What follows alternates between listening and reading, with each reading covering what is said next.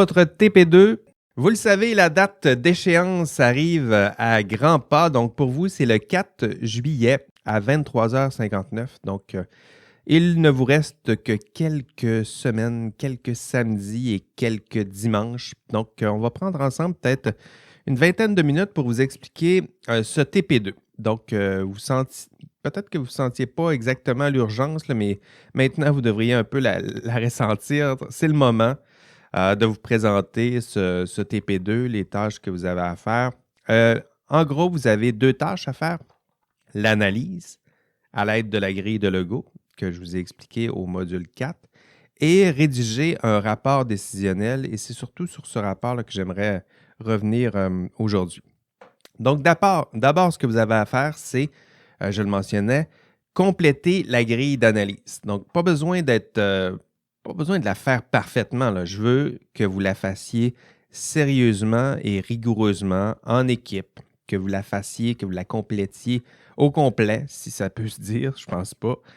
Et vous placez cette grille, une fois que vous avez complété cette grille, en annexe du TP2. Puis, éventuellement, là, ce que Catherine va faire, c'est qu'elle va regarder la grille si vous l'avez fait rigoureusement et complètement, sans plus. OK? Elle ne va pas analyser tout ce qui a été dit dans cette grille. Ça reste un outil d'analyse, c'est un outil qui est utile pour vous, mais ce n'est pas nécessairement un outil sur lequel que nous allons corriger. Ensuite, vous allez rédiger le rapport décisionnel. Donc ça, c'est là où ça se passe. C'est un rapport dans lequel vous allez expliquer c'est quoi votre problème, donc le TP1, là, me réexpliquer ou nous réexpliquer c'est quoi le problème, c'est quoi la décision proposée. Donc, j'ai eu un problème, voici la décision que nous avons prise et pourquoi cette décision, elle est bonne.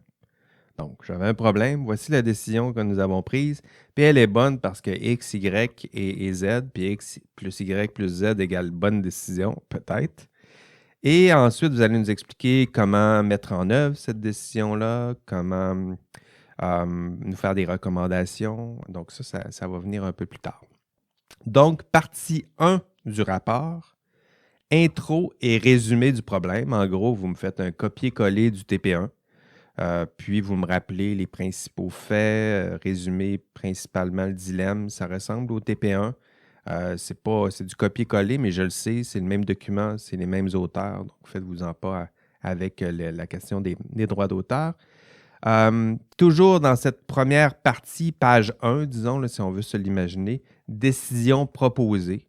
Donc, vous annoncez votre plan d'argumentaire, pas la grille d'analyse, là. La structure, ce n'est pas la grille d'analyse. La structure, c'est la structure que je vous présente en ce moment. Donc, vous dites clairement à votre lecteur, au patron, à moi, à Catherine, vous dites quelle décision vous lui recommandez. Et vous allez résumer, ça sera votre structure, résumer les principaux arguments motivant cette décision. Donc, ça, c'est la page 1. On résume le problème, on annonce la décision, puis on résume les principaux arguments qui s'en viennent. Ensuite, page 2 à 6, je dirais. On ne compte pas les pages, là, Catherine, mais c'est pour vous donner un ordre là, à quoi ça peut ressembler. Donc, page 2 à 6, c'est le cœur de votre argumentation. Vous allez nous expliquer pourquoi votre décision est la meilleure au monde. Ou presque, on pourrait dire ça, là. Donc, vous choisissez les éléments d'analyse. Vous avez fait votre analyse à l'aide de la grille de Legault. Alors là, vous allez prendre les éléments qui sont les plus pertinents de cette analyse. Donc, vous ne m'expliquez pas la grille. Je la connais, la grille. Je ne veux pas la refaire avec vous. Vous allez me trouver les éléments qui sont les plus pertinents pour vous dans cette grille. Donc, par exemple, vous pourriez me dire ma décision, elle est bonne parce que elle permet d'éviter des conséquences négatives très importantes que voici. Puis là, vous avez trouvé des conséquences négatives dans la grille. Là, vous les mentionnez, puis vous les documentez. Autre argument, peut-être toujours dans l'argument conséquentialiste, ça permet d'engendrer des conséquences positives. Ça, c'est une façon de montrer que votre décision elle est bonne. Ça permet de générer des conséquences positives. Les voici. Voici les principales parties prenantes qui vont bénéficier de ces conséquences positives, puis vous documentez tout ça, vous écrivez bien tout ça. Argument déontologique, vous pourriez dire ma décision, elle est bonne parce que elle est cohérente ou elle respecte les principales règles qui encadrent ce genre de pratique ou ce genre de situation ou qui balisent ce genre de problème. Et là, vous mentionnez les normes qui sont importantes et pourquoi les normes en question sont importantes. Quel est le lien entre la règle que vous mentionnez, puis la situation initiale que vous essayez de baliser à l'aide de cette règle. Vous pouvez parler aussi des sanctions. Ben oui, votre décision, elle est bonne parce qu'elle permet, entre autres, d'éviter les sanctions qui pourraient découler d'une violation d'une règle. Donc, c'est là que vous pouvez les mentionner. Quoi d'autre? Un argument peut-être plus de type éthique de la vertu, ben, ma décision, elle est bonne parce qu'elle est cohérente avec les valeurs des parties prenantes. Donc, j'ai nommé quelques parties prenantes, ben, ça donne bien ma décision, elle est cohérente avec les valeurs de mon employeur que j'ai trouvé ici, là, qu'il mentionne explicitement ici dans tel document. Et ma décision, elle est cohérente avec les valeurs de mon ordre professionnel, qu'il a mentionné ici, et voici. Ma décision, elle est cohérente avec la valeur X, laquelle valeur on retrouve dans telle norme. Donc ça, c'est une façon là, de créer des arguments. Je vous ai donné 3 types d'arguments. Un argument conséquentialiste plutôt, déontologique, qui s'appuie peut-être plus sur l'éthique de la vertu. Mais gardez toujours en tête que votre but, là, le but, peut-être écrivez ça au-dessus de votre PC. Là. Le but, c'est nous convaincre, Catherine et moi, que votre décision, c'est la meilleure. C'est juste ça. Puis Catherine, elle va se placer dans ce contexte-là. Elle va lire votre problème, puis elle va continuer de vous lire en se demandant, ils ont-ils des bonnes raisons? C'est quoi les raisons? Pourquoi ils ont pris cette décision-là? Puis vous devez la convaincre. Okay? Comme si c'était elle, votre employeur. Donc, dans ce texte, vous devez nous convaincre, que vous avez complété la grille, puis ça, c'est pas compliqué, on n'est pas compliqué à convaincre, vous le faites sérieusement, puis vous la mettez en annexe. Puis 2, que votre décision, elle est bonne, puis ça, il faut créer des arguments, puis les arguments, vous allez les créer en puisant dans votre contenu d'analyse à l'aide de la grille. Vos arguments doivent s'appuyer sur des sources externes rigoureuses. Donc, si vous dites qu'il y a un risque, il faut le mentionner, il faut le documenter. Si vous dites que ça viole une loi, une règle, il faut la mentionner, il faut la trouver, il faut la référencer. Vous dites qu'il y a déjà eu des cas semblables dans la jurisprudence. Mais trouvez-moi la jurisprudence. C'est une belle façon d'argumenter aussi, d'aller puiser dans la jurisprudence, les jugements de cour. Il y a eu un juge qui a déjà rendu jugement face à un problème qui est exactement le nôtre. Puis voici les sanctions qui ont été appliquées. C'est un bel outil là, pour documenter rigoureusement ce que vous affirmez. Vous dites que la compagnie a des valeurs, puis que votre ordre a des valeurs, mais vous ne pouvez pas juste lancer ça comme ça dans les airs. Allez trouver des références, des normes, des sites Internet qui pourront vous aider à documenter tout ça. Donc, soyez rigoureux. C'est pas parce que c'est de l'éthique que tout à coup, ça relève de l'opinion, là, pas du tout. L'éthique, il y a l'idée d'une argumentation rigoureuse qui s'appuie sur des faits. Oui, ici des normes, des valeurs, mais il faut avoir la même rigueur pour documenter tout ça. Donnez aussi de la structure à votre document. Donc, pour donner une belle structure à votre argumentaire, ça ici, là, c'est un conseil que je vous fais à force d'en avoir lu là, des TP mal structurés. Divisez votre argumentaire en paragraphes. Ça semble simple, là, mais c'est pas toujours le cas que vous le faites. Donc, un argument, un paragraphe ou un argument avec plusieurs sous-arguments, ben, faites d'autres petits paragraphes. Mais c'est pas compliqué, là. Vous dites ma décision, elle est bonne parce que 1, 2 et 3, je vous l'ai dit, X, Y, Z, ben, il va y avoir un paragraphe pour 1, pour 2, pour 3, pour X, pour Y, pour Z. OK? Donc, vous annoncez votre structure. C'est des règles de base, là, mais pratiquez-vous, vous êtes à l'université, des documents qui ressemblent à ça, là, où vous tentez de justifier une décision. Il y en aura plusieurs dans l'exercice de votre profession. Puis la structure, vous vous adressez à un lecteur qui est exigeant, qui lit beaucoup, qui lui aussi est fatigué, qui lui aussi a des tâches difficiles à accomplir. Donc, simplifiez-lui la vie avec une belle structure, avec des sous-titres, des résumés. Tout ça, là, ça nous aide à bien comprendre votre argumentaire. Donc, divisez ça en... Vous avez 4 arguments, 4 paragraphes. Partie 1.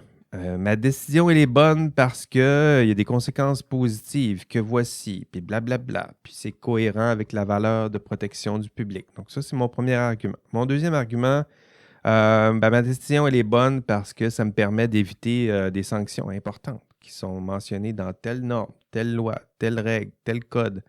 On les retrouve dans telle jurisprudence, puis blablabla. OK, ça, c'est le deuxième paragraphe. Puis tout ça. Puis à toutes les fois que vous avez un argument, vous divisez, vous donnez de la structure, puis vous rendez à nous, notre tâche plus simple. Puis pour vous, ça vous permettra aussi de clarifier votre pensée, pas juste le flow d'une discussion là, où on dit moi je pense que c'est bon, puis parce que ci, parce que ça. Oui, parce que si, mais essayez de faire des familles d'arguments pour que ça donne une structure à votre argumentaire. Donc, tout ça, là, ça vous aidera à structurer votre pensée, puis ça aidera grandement à notre correction, ça c'est sûr. Et à la fin de votre argumentaire, expliquez comment transformer votre décision en action. Donc ça fait partie du rapport décisionnel, pas juste dire « voici ma décision, puis voici pourquoi c'est la meilleure au monde ». Il faut aussi la transformer en action. Elle est bonne. Si c'est la meilleure au monde, il faut essayer que la décision soit transformable en action. Si on n'est pas capable de la transformer en action, elle va être la meilleure au monde, elle va rester sur une tablette. Là. Donc, aidez votre lecteur à comprendre comment mettre en œuvre votre décision. Pensez à des tâches simples, des actions à poser. Donc ça, vous pouvez le mettre là, dans la partie mise en œuvre. Pensez à des mesures, ça c'est vrai, les étudiants des fois oublient ça. Pensez à des mesures qui réduisent les impacts négatifs de votre décision. Donc ça, il y en a plusieurs il y a des impacts négatifs. Nécessairement, une décision difficile ou aussi délicate que la vôtre, il y aura des impacts négatifs. Il y a une partie qui va en souffrir. Justement, dans la mise en œuvre, c'est là que vous pouvez dire ma décision, elle génère des conséquences positives, c'est pour ça qu'on la prend, mais elle génère aussi des conséquences négatives sur telle partie. Puis voici qu'est-ce qu'on pourrait faire pour réduire les conséquences négatives de notre décision. Ça peut rentrer dans la partie la mise en œuvre.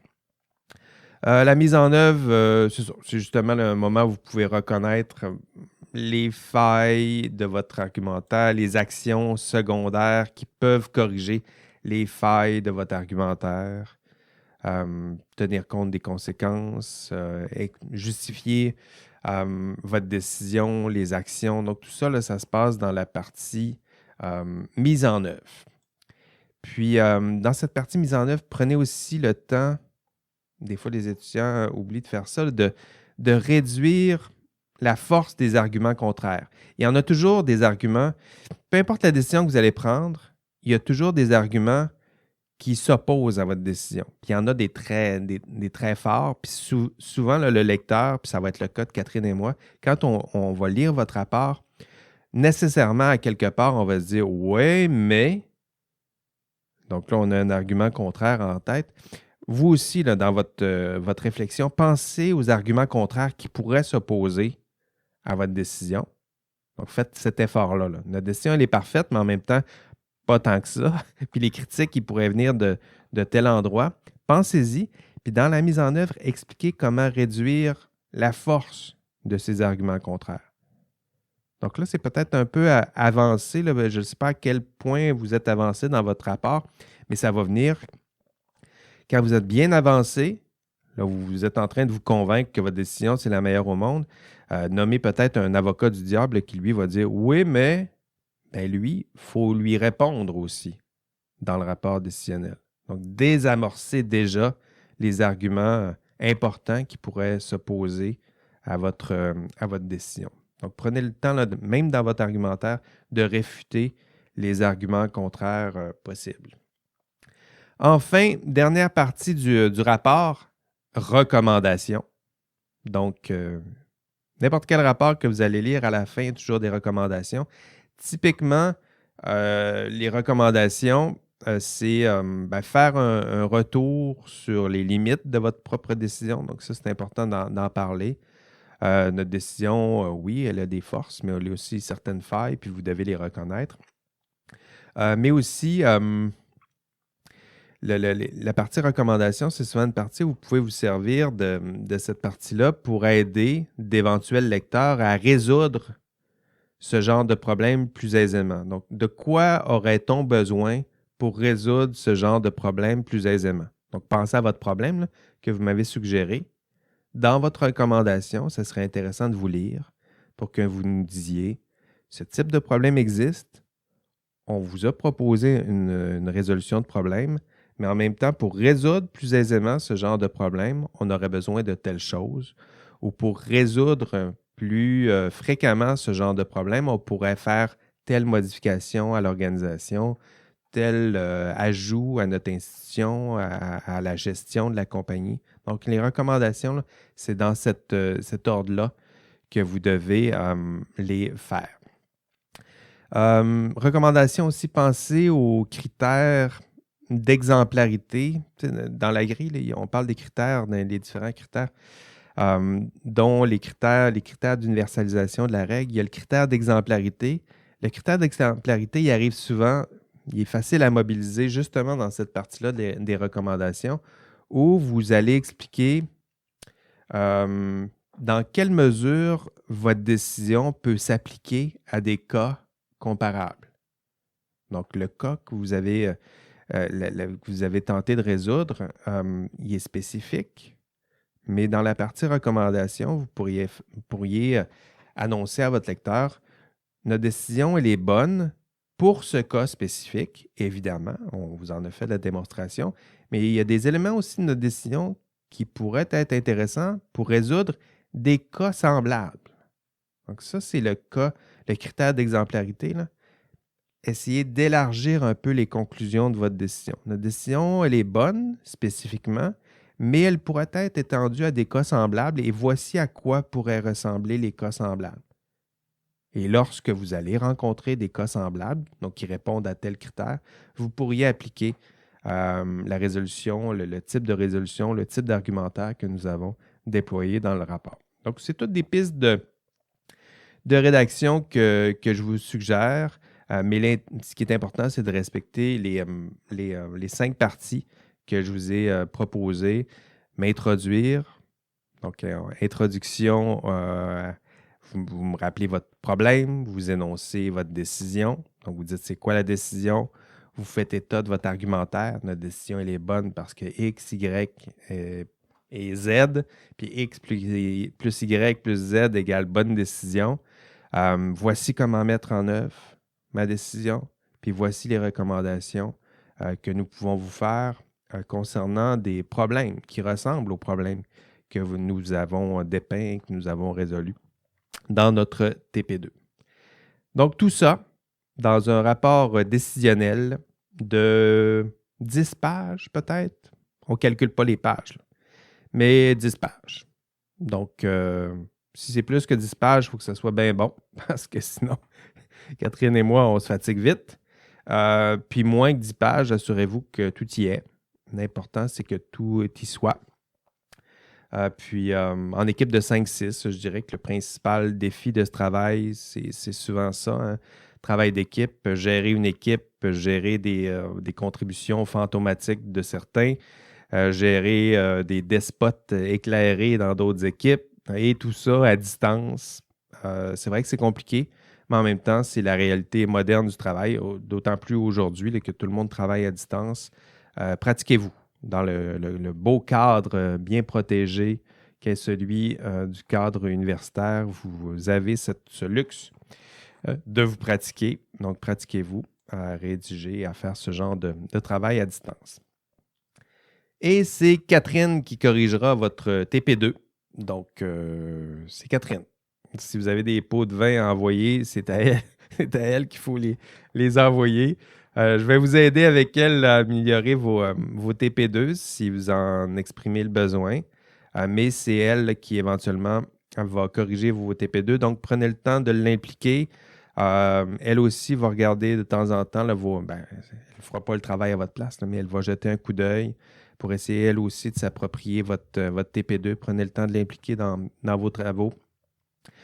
Soyez sérieux, proactif. Si vous commencez à travailler dès maintenant, puis vous commencez à nous faire signe, on va tenter de vous aider. Donc, je vous fais moi aussi cette offre.